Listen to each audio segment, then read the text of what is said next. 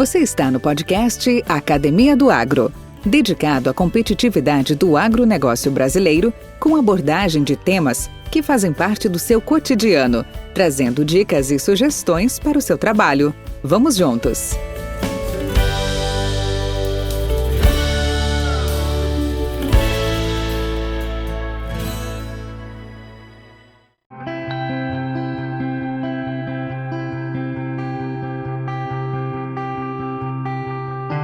O meu orgulho de ser produtor é saber que eu estou trabalhando de forma sustentável, estou produzindo alimento, gerando riqueza para o nosso país.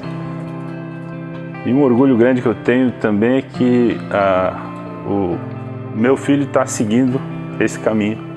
Isso deixa muito satisfeito e orgulhoso de ser um produtor de alimentos. É uma satisfação muito grande de ver uma planta se desenvolvendo, de ter o fruto de uma colheita. Isso é uma coisa indescritível. Subir numa máquina e ver aquela produção sendo colhida é uma sensação mágica.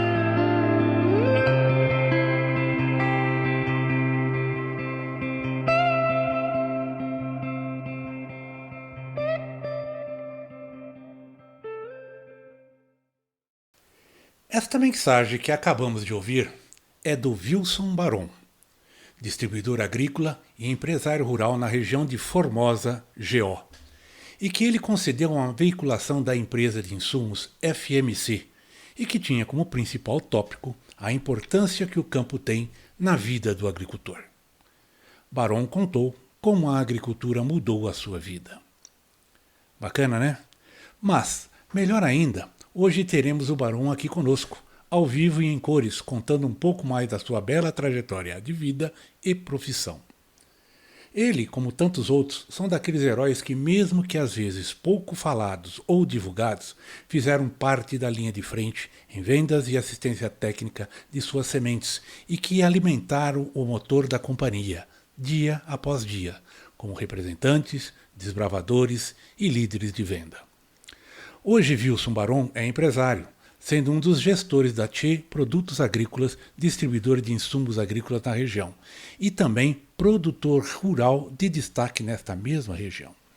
É por isso que a agricultura é uma profissão que as pessoas nunca devem desprezar.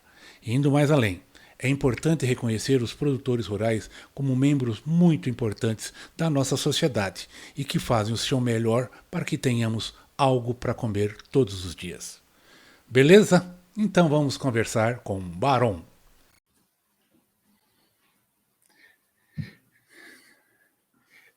E aí, guri? Bom dia, como vai, Wilson Baron? Fala, Valdir. Tudo em ordem? Tudo em paz. Bom, antes de mais nada, apesar de ser repetitivo, todos os episódios eu comento a mesma coisa, mas a satisfação é imensa, muito, muito prazeroso para a gente, para mim em particular, aonde eu revejo, a gente retorna, né, amigos, né, encontrar amigos, apesar que, obstante virtualmente, mas que bom, ainda bem que nós temos a tecnologia para isso. Então, seja bem-vindo à Academia do Agro, podcast voltado aí à competitividade do agronegócio.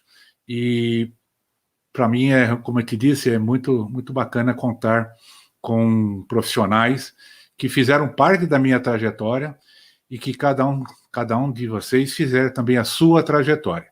E hoje é a sua vez de contar para nós um pouco da sua caminhada, da sua história, e seja bem-vindo. Obrigado, Valdir. Para mim é uma satisfação imensa estar participando desse teu projeto.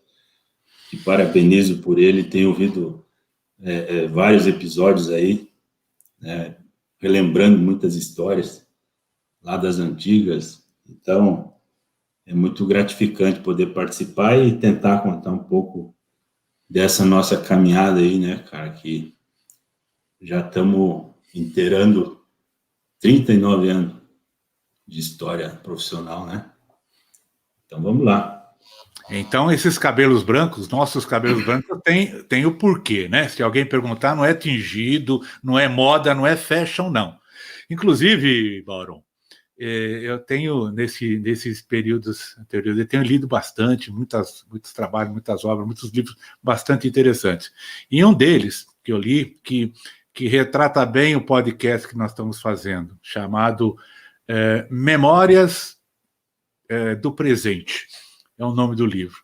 E é bem isso, né? Porque através de histórias, de memória, de recordações, de passagens e depoimentos, a gente orienta e a gente solidifica ou consolida muitas das ações presentes que nós estamos fazendo e que, com certeza, inspirando outros a fazerem. Então, Barão, onde tudo começou? Conta um pouco a sua história para nós. Compartilha aí. Bom, vamos lá, Valdir. Eu nasci lá no longínquo ano de 65, estou com 56 anos, no interior do Rio Grande do Sul, um distrito do município de Guarani das Missões chamado Vila 7 de Setembro. Sou quinto filho de uma família de 6.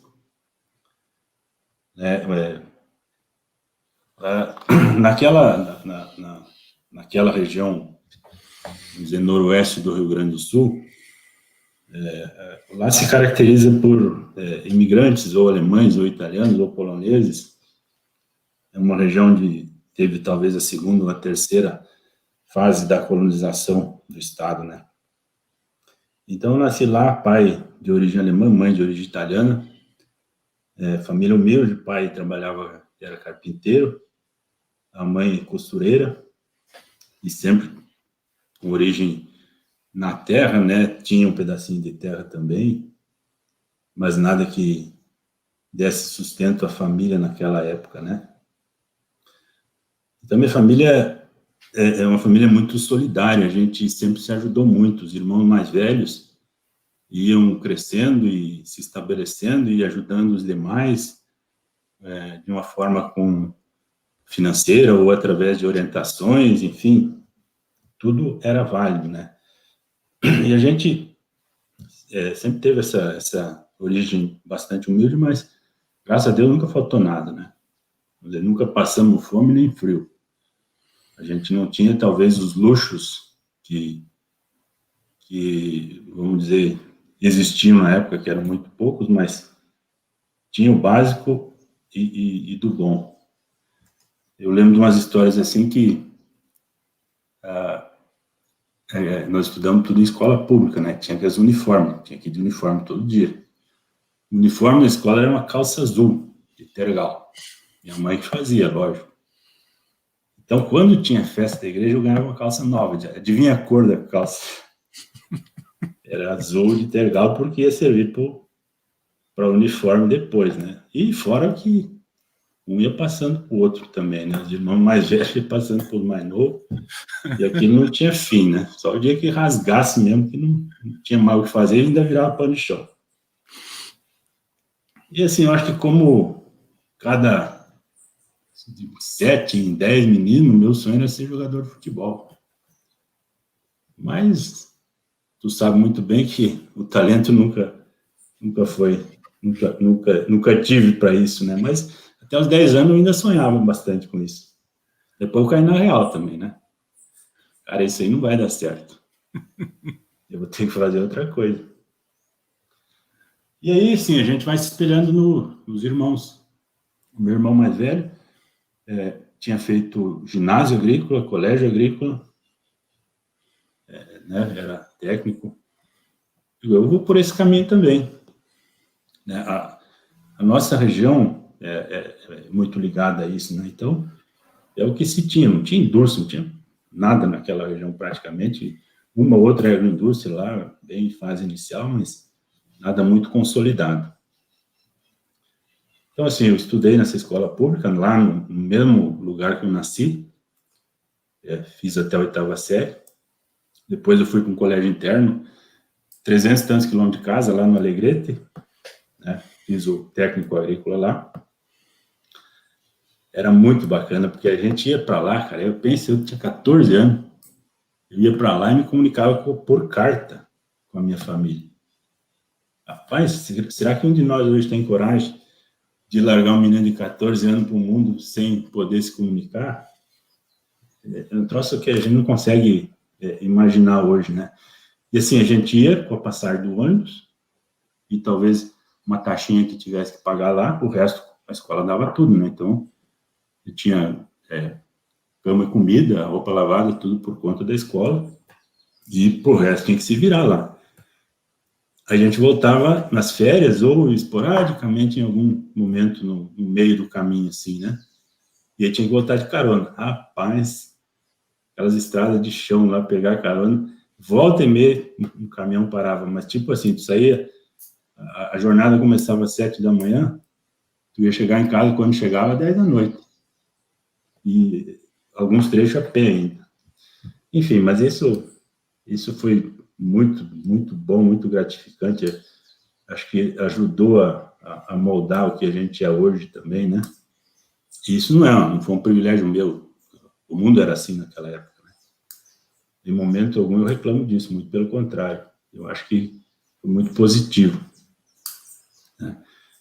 Então, me formei lá em 81, né, quando prestes a fazer 17 anos, e aí tudo começou. Em 82, um amigo falou, ele ainda falava assim, Pioneer, o gaúcho não falava Pioneer naquela época, a Pioneer está contratando, abriram uma unidade em Santa Rosa e estão contratando. E o rapaz, eu vou lá, vou fazer o quê? Não tem nenhuma perspectiva, nenhuma coisa em vista, né? Pensando em tentar fazer algum vestibular ou algum concurso, tipo matéria, essas coisas. Mas fui lá. Lá eu tive a grata satisfação de conhecer o Enio Stinvelski, que era o gerente da unidade, os mais antigos que estão no nosso grupo lá, vão conhecer, foram colegas dele. O Enio me contratou inicialmente para eu pesar caminhão e fazer nota fiscal. Eu tinha curso de datilografia. Isso talvez foi um fator que me ajudou a ser contratado. Eu podia datilografar as notas fiscais. 5 guias, aquelas com carbono e tudo. Então, comecei assim, né? Iniciei em fevereiro, então agora, dia 1º, vai fazer 39 anos. E, então, teve a fase de colheita, né? Que a gente recebia esses caminhões, com as espigas já vindo da lavoura. E depois passou a colheita, o beneficiamento, onde a gente também participava. Nós fomos preparar um novo plantio, né, que foi a safra 82, 83. Aí eu já participei, já tinha carteira de motorista, eu já tinha 18 anos, eu pude fazer também essa parte de campo, né, a condução da lavoura, desde o plantio, o desenvolvimento, o desprendimento, principalmente, que era uma fase crítica, e a colheita. Tudo isso em áreas de sequeiro, na época, áreas pequenas, foi muito interessante. Então, essa safra 82, 83, eu participei efetivamente dela já a campo, na produção em Santa Rosa. Aí eu estava em idade militar. Aí, o que aconteceu? Eu vou para o quartel, cara. O salário não estava grande coisa na época lá, na década de 80, né? Acho que a nossa geração aí sofreu muito, né? Porque a chamada década perdida, não se tinha muita perspectiva, a economia andando de lado ou dando ré, e assim, foi um troço bem esquisito. Eu digo, eu vou para o quartel e fui fazer o CPOR, então eu sou um oficial da reserva R2. A minha ideia era fazer isso aí e seguir esse período aí, que na época eram 7 anos, que você podia ser segundo-tenente, primeiro-tenente e até sair como capitão, né? Mas não podia passar dos 7 anos. E minha ideia era usar esse tempo, esse salário que era razoável, para tentar encaixar um curso universitário, né? Aí eu voltei em 85, 84 foi o ano do Exército. Eu voltei em 85, a Pioneer estava totalmente remodelada. Esse ano de 84 foi crucial para a alteração de estratégias, né? A empresa eu acho que foi onde que ela virou a chave de, agora o preço do nosso produto é de acordo com o custo que ele tem, não pode ser igual aos demais agroceres de Cargill, que colhe de qualquer jeito, né? Deixa secar na lavoura e colhe de colhedeira, enfim.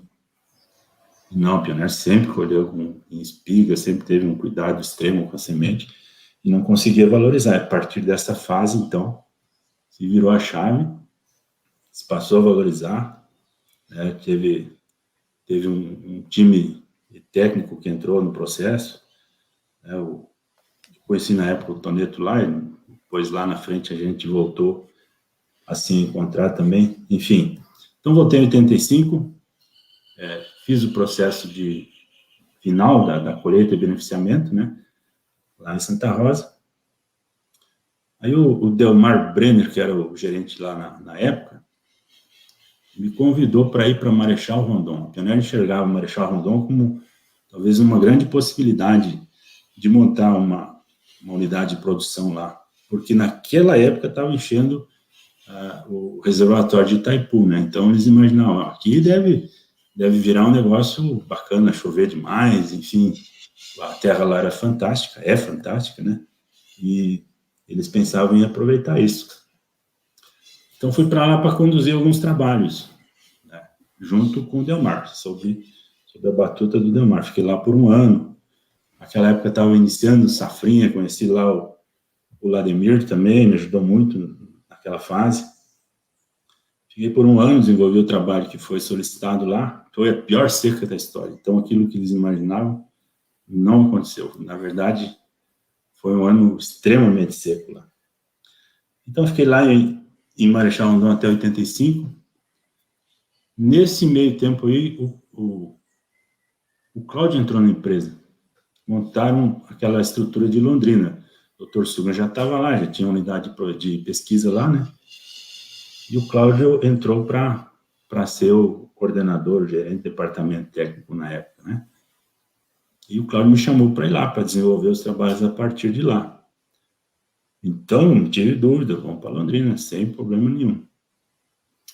E lá eu conheci o time da Garça Rural, Itar, Paulo, também me ajudaram muito lá, receberam muito bem, inclusive o Itar deixou eu morar numa casa que ele tinha lá ao lado da empresa lá. Olha só, tem muita história bacana assim no sentido de receptividade das pessoas que a gente não vai esquecer nunca, né? Então, Londrina, aquela estrutura que foi montada naquela época, que perdurou por vários anos, né? Cláudio, o Diogênes, o Daniel chegando também na mesma fase, o Dr. Sugan por lá. Aí veio 87. Aí, uma ideia que surgiu lá e eu fui convidado para vir para Itumbiara para pegar o bom momento que estava tendo o Goiás aqui, né? Com a performance dos híbridos da Pioneer lá. 6875, 6836, 6874, uma coisa arada lá que, principalmente o 6875. Aí eu lembro até hoje, o Mariano chegou e falou assim, cara, tu vai para lá? Lá tem o Toneto, o Ferrari e o Busanello. Com o Toneto, tu vai lá, encosta nele que ele vai te ensinar muita coisa. O Ferrari é um grande vendedor, experiente e tal, mas a tua missão é expandir os horizontes dele, sair, fazer ele ir para Mineiros, para Quirinópolis, para Jataí, né, expandir o mercado que ele já tinha consolidado em Rio Verde. E o Busanello, tu vai ser o apoio dele na parte de desenvolvimento, ensaios, etc., porque Busanello é Busanello, porque quem conhece sabe o potencial comercial que ele tem, né? Então, fui para Itumbiara. Cara, tem algumas histórias bem interessantes, assim, ó. O Ferrari e o Busanello, eles não deixavam eu ficar em hotel, cara, eu dormia na casa deles. Aquela semana que eu ia lá para Rio Verde, eu ficava na casa do Ferrari. Cara, pensa uma situação como essa hoje, né? Porque é quase que impensável, né? O Busanello é a mesma situação. E eu morava na unidade de Itumbiara, então em Itumbiara eu tinha onde ficar. Mas o domingo, a minha casa era lá no Toneto, cara. A gente fazia religiosamente um churrasquinho, era um quarteto, vamos dizer assim, muito interessante. Isso foi 87. 88 se definiu abrir Brasília, né? Uma região um pouco desgarrada e onde a agricultura estava começando, né? Áreas de produtor de semente, enfim. Não era uma região tradicional de milho como era a região ali do Acreúna, de Tumbiara, de Edé, enfim. Mas estava começando e, assim, lavouras de alta tecnologia, um pouco diferente daqueles 50, 60 sacos que se colhia lá na região baixa do Goiás, né? Então, o Busanello teve, para mim, para minha sorte, a felicidade de me convidar para assumir essa região. Era quando eu fui para Marechal Rondon, eu tinha 20 anos. Quando eu cheguei no Goiás, eu estava com 23, recém-completados. Então, vamos assumir uma região? Na hora, não tive dúvida nenhuma. Então, eu fiz 4 mudanças seguidas em 4 anos, né? É uma parte que eu pulei aqui, e quando eu fiquei em Londrina, em 86, eu conheci a Dilma, que foi uma grande sorte que eu tive na vida também, e que é a minha atual esposa, né? É mãe dos meus 2 filhos e avó das minhas 3 netas. Então, isso foi lá em Londrina. Já ganhou 86. de mim, hein? Já ganhou de mim, eu só tenho 2 netas, viu? Eu tô com 3, Valdir. 3 feras. Que beleza, hein? Que beleza, parabéns, cara. Pensa uma Isso é benção. padecer. Padecer no paraíso é isso aí, viu, cara?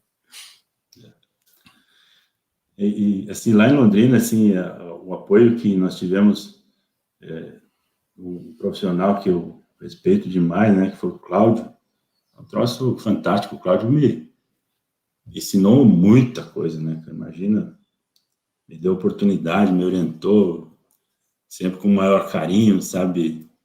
Sabendo, né, da limitação que a gente tinha, mas tentando aproveitar aquilo onde a gente podia, de fato, ser explorado e gerar o resultado que se pedia, né?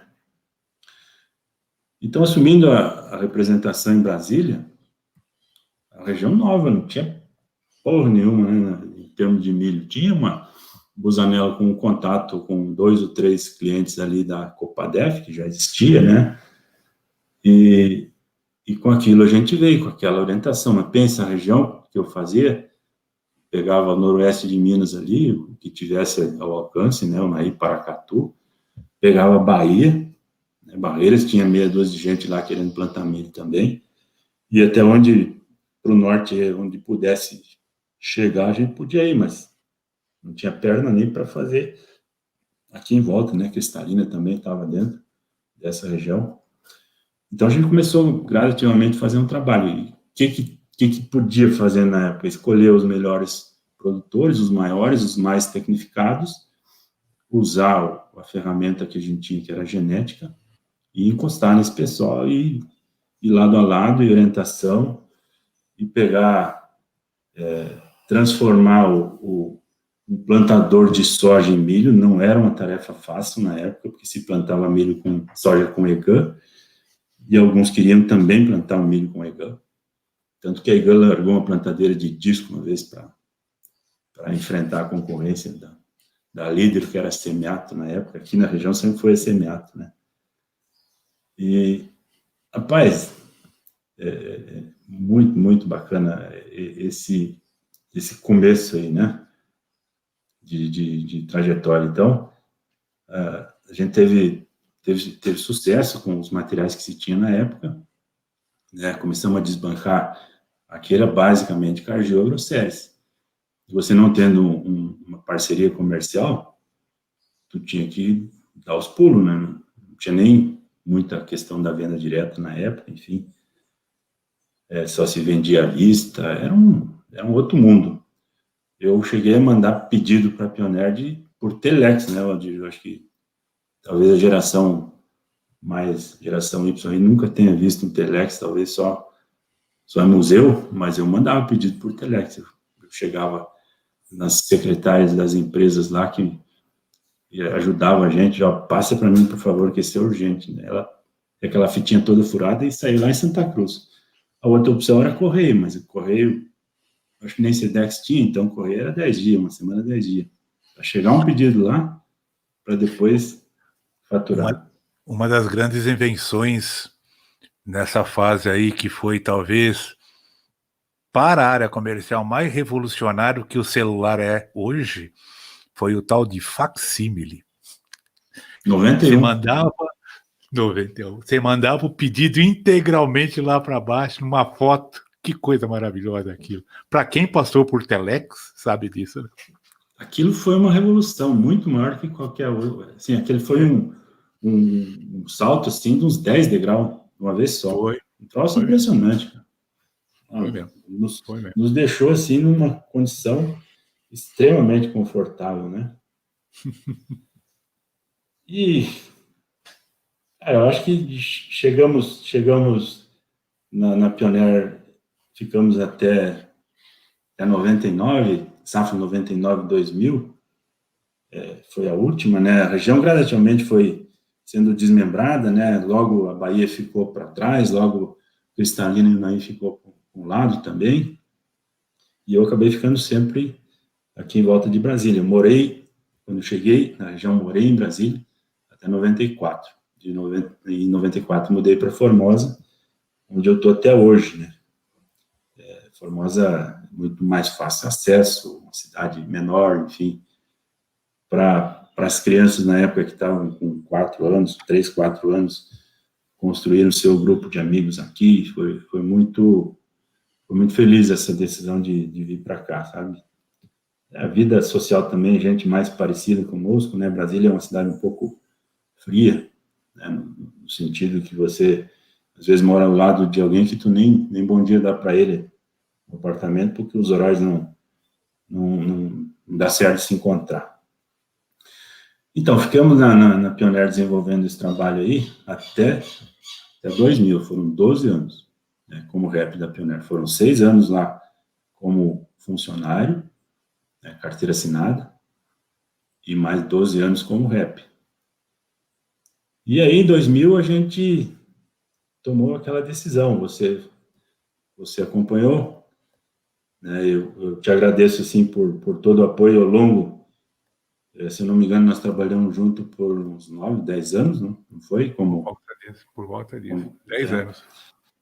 Então, assim, a importância sua como profissional, como apoio, como conselho nesse tempo aí foi fundamental também, né, cara? Imagina que a gente toda hora tinha uma pressão aqui, uma pressão dali, tinha com quem dividir.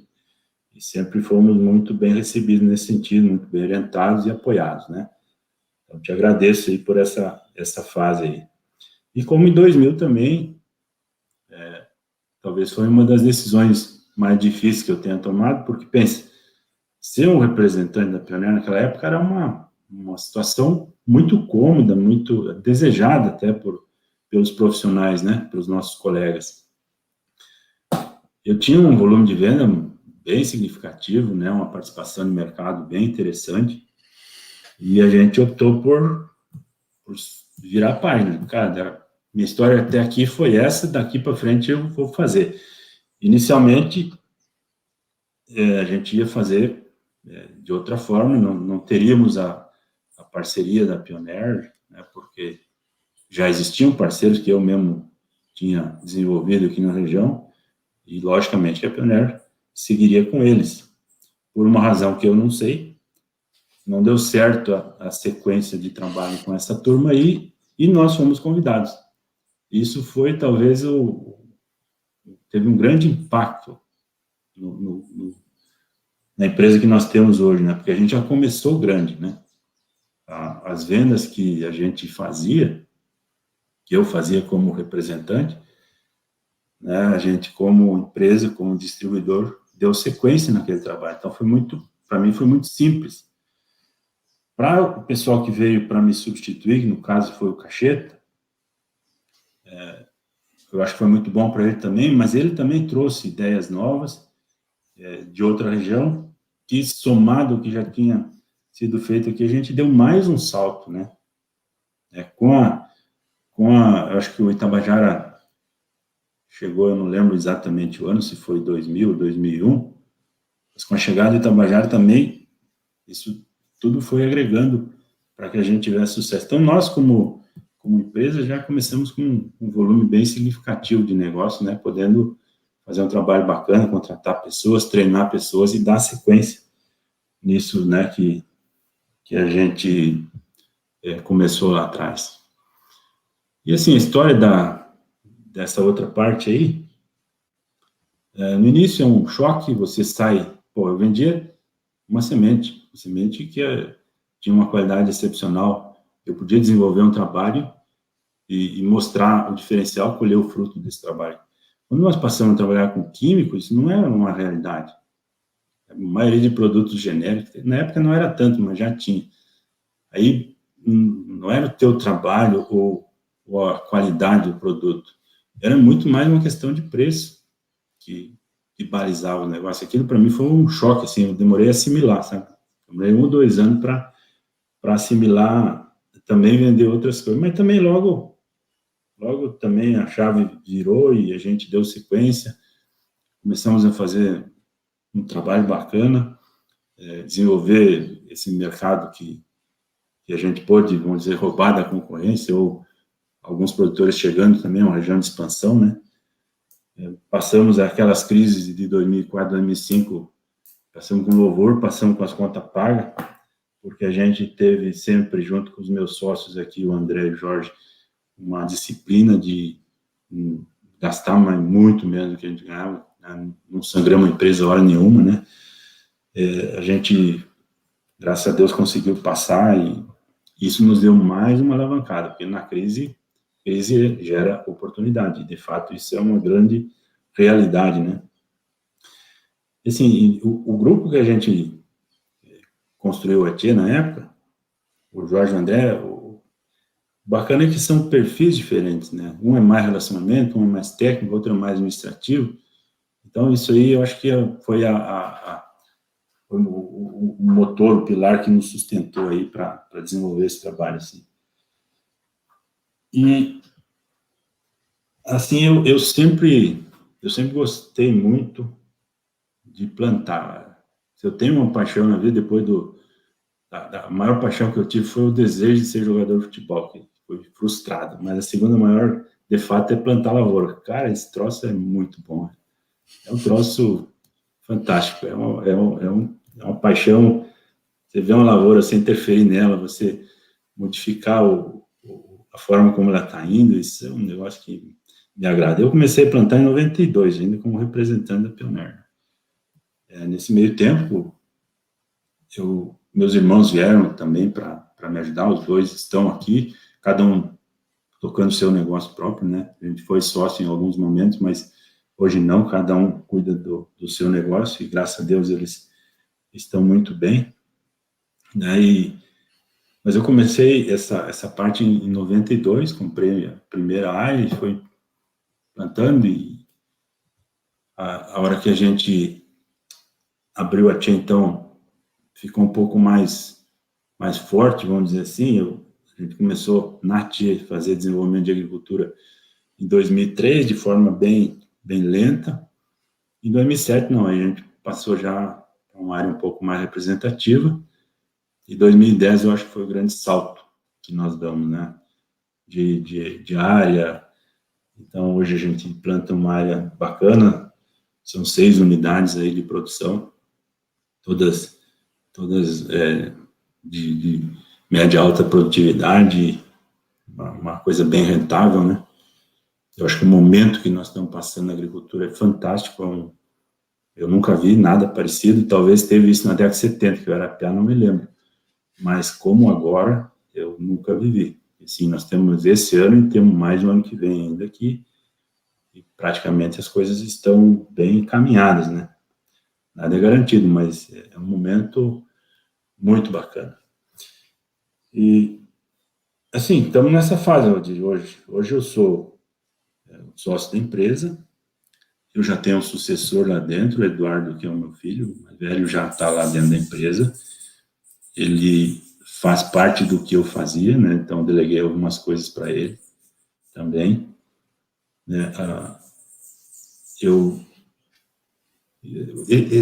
Uma coisa assim que chama, que é marcante, eu acho que isso não é só aqui. Nós tivemos nesse meio tempo aqui na região, principalmente, um processo sucessório. Então, os agricultores que eram meus clientes passaram o bastão já para os filhos. Os filhos, pode ser meu cliente ou não. O relacionamento que eu tinha, que era marcante, que era de construir, que era muito respeitado, que sempre foi, era com os pais, né? Então, assim, isso é uma coisa que, às vezes, eu fico um pouco chocado até com isso, mas muda demais, mudou drasticamente a forma, né? Então, isso é uma coisa que chama bastante atenção.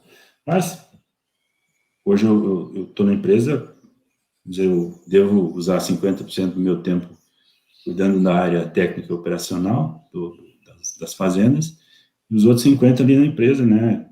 Coordenando principalmente a área de semente, eu auxiliando um pouco na área comercial, né? E é assim que tudo aconteceu, Valdir. Nesse tempo aí, tivemos pessoas fantásticas que nos deram um apoio impressionante, assim, eu fico até pensando o que eu fiz para merecer tanto apoio que eu tive ao longo dessa caminhada, né? Começando lá no início, lá quando eu fui contratado, e depois quando comecei a fazer a minha peregrinação por esse Brasil, a turma lá de Toledo, lá o Lademir, a turma de Londrina, né, o Itar, o Paulo, Zé, a turma de Itumbiara, aí, a turma da unidade do administrativo, né, o Lucimar, enfim, é ruim citar nome porque às vezes tu esquece de alguns e é muito um pouco injusto, mas todos os locais, assim, muito bem recebido, muito bem apoiado. O time interno lá de Santa Cruz, eu fui na minha vida, acho que 4 vezes para Santa Cruz. Acho que o cara que menos foi para Santa Cruz no mundo fui eu, que trabalhou na Pioneira aí. Mas o contato que nós tínhamos lá, a dona Erna, a Clarice, principalmente, essas duas aí, o contato era muito frequente, muita coisa, muita picuinha para resolver. A gente jogava uma bola quadrada, elas devolviam redonda. Só gratidão aí para toda essa turma aí, cara. Tá doido. Bom demais. Barão. Bom, parece, você vê, de forma bem espontânea e bem natural, tu expôs aí uma bela trajetória.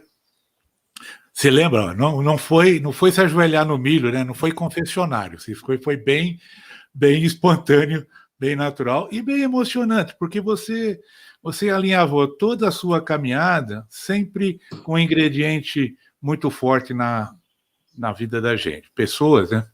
Suporte, relacionamento, apoio, confiança, né? Porque numa fase que recursos, vamos chamar tecnológicos, eram bem inferiores, quase nenhum do que você tem hoje, né? Malemar você tinha um veículo para se deslocar, né? Na época podia chamar de carro, hoje se chama de veículo, mas na nossa época era carro mesmo, né? Gol BX, Valdir, o que chama hoje?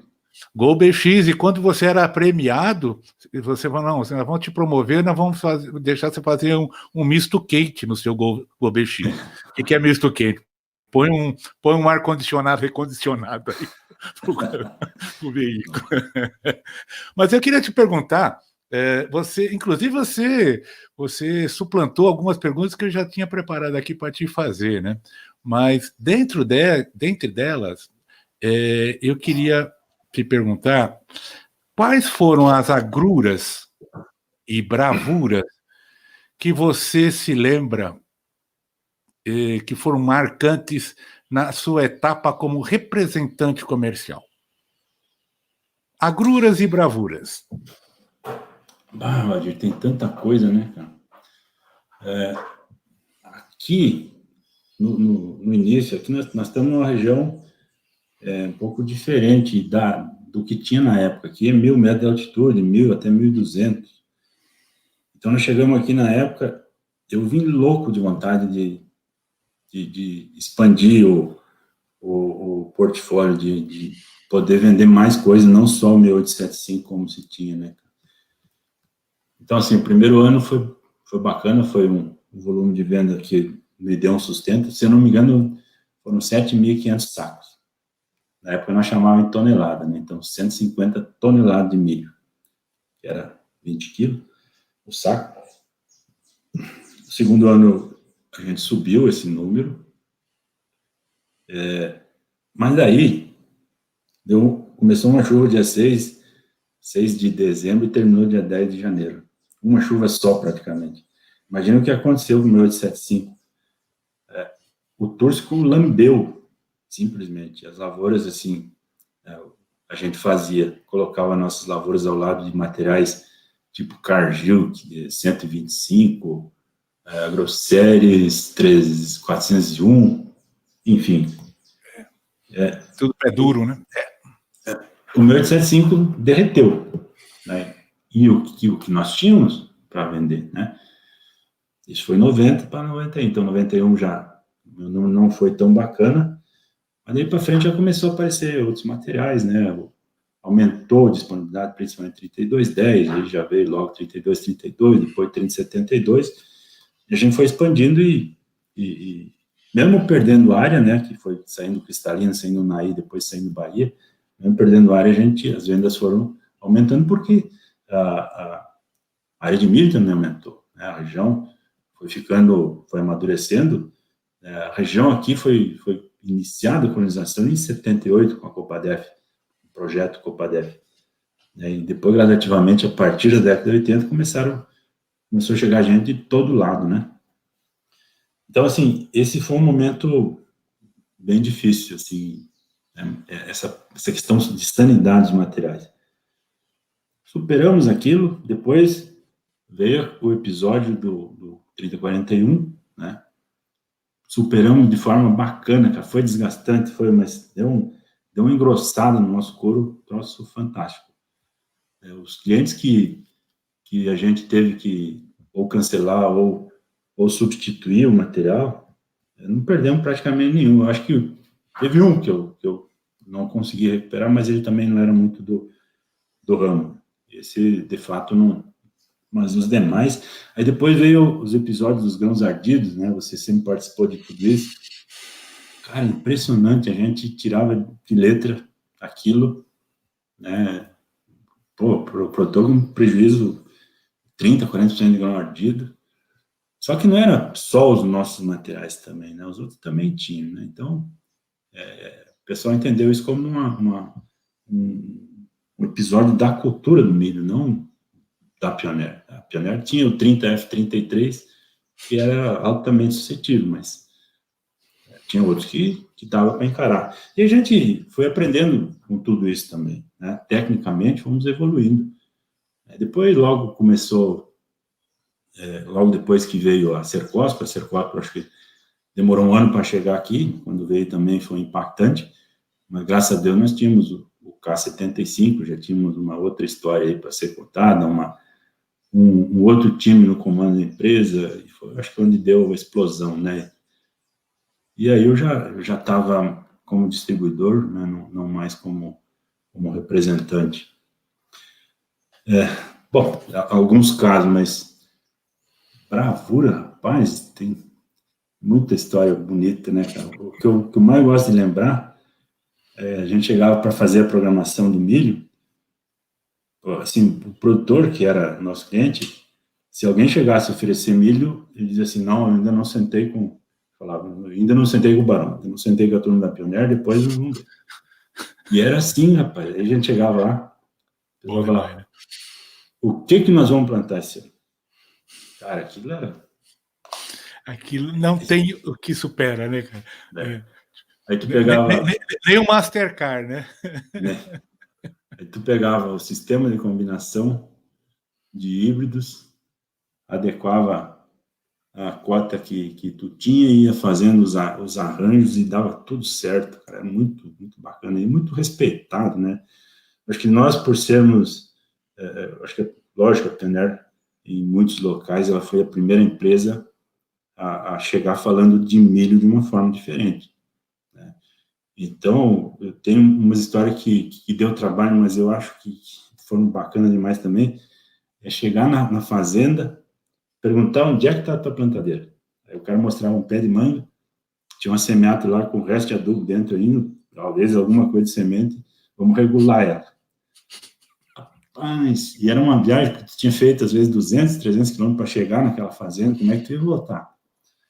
Não tinha outro recurso. Desmonta tudo, limpa, lixa, tira a ferrugem, desengripa lá a caixinha, e põe para plantar. Ainda bem que era só 4 linhas na maioria dos casos, né? Isso tinha uma vantagem. Os milhos eram tudo plantado em 90. Nylon, né? E sem disco ainda. Não, já tinha os discos, cara. Mas, assim, eu era mestre em abrir os discos, porque as peneiras tinha que adequar. Então, eu tinha um canivete muito bom para abrir, ou um limatão, né? Limatão, é verdade. Os primeiros discos que tinha, que era só um plástico, mas tinha que ser no corte. Teve outros com uma resina já, eu acho que fabricados pela Plantro, aí não, já o limatão funcionava muito bem. Mas, sim, isso nos ajudou demais, cara. Por isso a gente foi muito respeitado, assim, deu trabalho, deu demais. Mas o cara falava assim, eu vou chamar porque a turma da Pioneer vai resolver meu problema aqui, milho, eu não, tipo assim, eu não quero pensar em milho, mas eu preciso plantar, rotação, isso, aquilo. Então, delegava para nós. E isso aí é um troço muito, muito bom, assim. O que nós vamos plantar esse ano? Essa pergunta era bacana. Baron, me fala uma coisa. Nós já estamos aqui, olha que bacana, hein? Já estamos em 40 e poucos minutos de papo. E eu queria te perguntar sobre a Tchê Agrícola. Ela já existe há 2 décadas. Um pouco mais, um pouco menos. 2000, né? 1999? 2000. Fevereiro de 2000. Oi, Baron? 2000, né? Então, nós estamos fechando aí praticamente 21 anos. 2 décadas. Isso. E atuando no segmento de insumos, no barter, na relação com empresas. Você já contou a história, como ela se iniciou.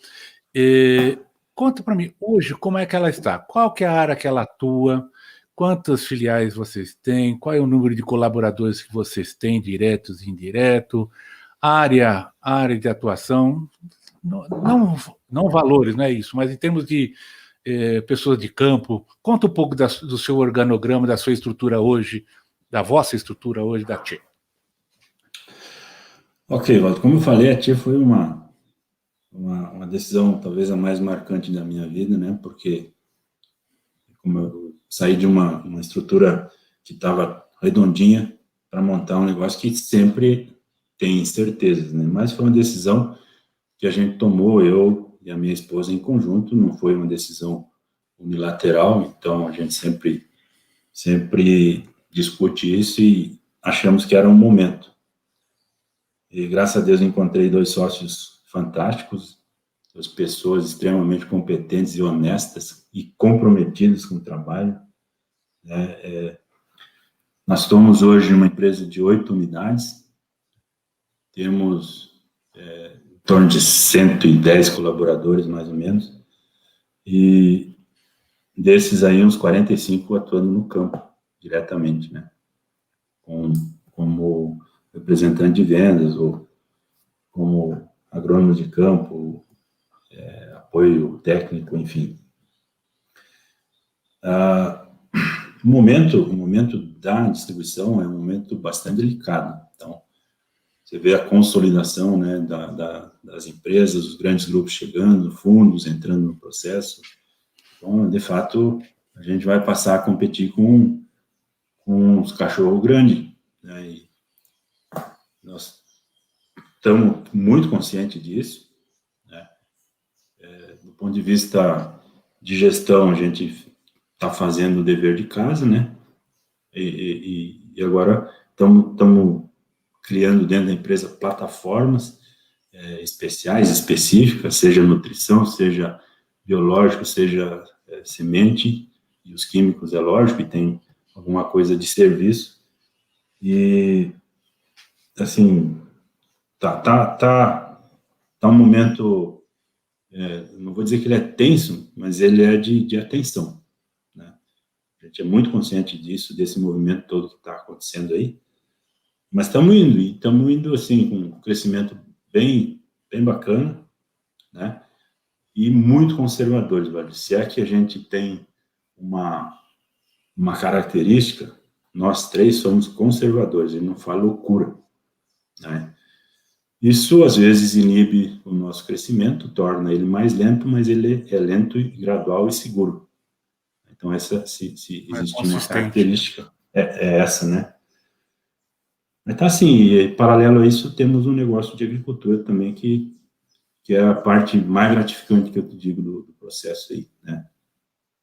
Essa fica, o técnico e operacional fica comigo, né? E o financeiro administrativo fica com o Jorge. Então, beleza. Hoje somos assim. Barão, como reta final agora, já até porque já estou usufruindo bastante do seu tempo, é uma pergunta que eu, inclusive, fiz para outros colegas do nosso meio de relacionamento. Qual é a sua perspectiva para os próximos anos em relação do agronegócio? Você está no setor de distribuição, de prestação de serviço, distribuição, mas também você é produtor. Quais são as suas perspectivas? Retrospectiva a gente já sabe. Anos fantásticos, nós tivemos nesses últimos anos e tal, estamos num momento muito legal.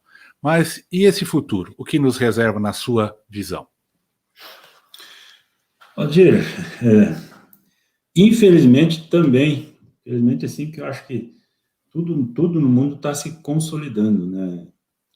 Pequenos produtores, em muita situação, não têm sucessão, e eles estão passando essa área para outros, através de arrendamento ou mesmo venda, né? Então, nós estamos cada vez tendo menos produtores. Essa região onde nós estamos ainda tem uma característica de muitos produtores médios aí de 200, 300, 500 hectares. Mas isso a gente sabe, e até pela história recente, que isso vai acabar consolidando também. Então, assim, nós como grupo, como produção, a gente também está se preparando para aproveitar essas oportunidades, seja através de aquisições ou através de arrendamento. Mas a ideia, sim, vamos dizer, tornar o negócio mais robusto, um negócio de lavoura mais robusto, através de crescimento horizontal, que é arrendando ou comprando mais áreas, ou vertical, através de irrigação, através de culturas de mais alto valor agregado, enfim, dessa forma que a gente está vendo esse futuro aí. Estamos preparados para ele, sim. Entendi. Cara, obrigado, Barão. Que satisfação tê-lo aqui com a gente. Espero contar com outras oportunidades também. E deixo para ti aí a última mensagem para o nosso grupo, para os nossos ouvintes aí, que você gostaria de externar ou desejar a todos. Bom, Valdir, eu mais uma vez te agradeço pela oportunidade. Quero, para quem conseguir ouvir isso, puder ouvir, e que fez parte da minha trajetória profissional ao longo desses 39 anos aí, a gratidão é imensa. Cada um teve sua importância em algum momento. É uma pena que a gente, às vezes, não consegue mais conviver tanto, né? Isso é uma coisa que me frustra um pouco. O tempo está cada vez mais escasso, tem tanta coisa para fazer que você acaba não tirando um tempo aí para rever os amigos, né? Poder visitá-los e compartilhar alguns bons momentos, relembrar os momentos do passado. E para a turma dos mais jovens que está chegando, o que eu posso dizer? O que eu valorizo agora? Eu troquei de lado, agora eu sou um fazendeiro recebendo uma visita de um profissional de vendas ou um técnico. Para chegar em alguém, tem que ter conhecimento, tem que agregar na vida dele. E tem que ter a empatia, tem que saber se colocar no lugar da pessoa, tem que a toda hora estar se perguntando se aquilo que eu estou fazendo, ou falando, ou recomendando, eu faria no lugar dessa pessoa. Então, empatia e comprometimento, conhecimento, são valores até que constam da nossa missão e valores da TIA. Então, se eu puder deixar um conselho, uma recomendação, seria isso, Valdir. Wilson Baron, muito obrigado. Até a próxima. Valeu, Valdir. Eu que agradeço. Tamo junto aí. Um abraço. Dei o pau. A Academia do Agro é o podcast semanal dedicado à competitividade do agronegócio brasileiro, com abordagens de temas, histórias que fazem parte do seu cotidiano. Se vocês gostaram, avaliem o nosso podcast com 5 estrelas. Ficaremos muito honrados. Nosso próximo episódio será incrível. Aguardamos vocês na próxima semana. Até lá!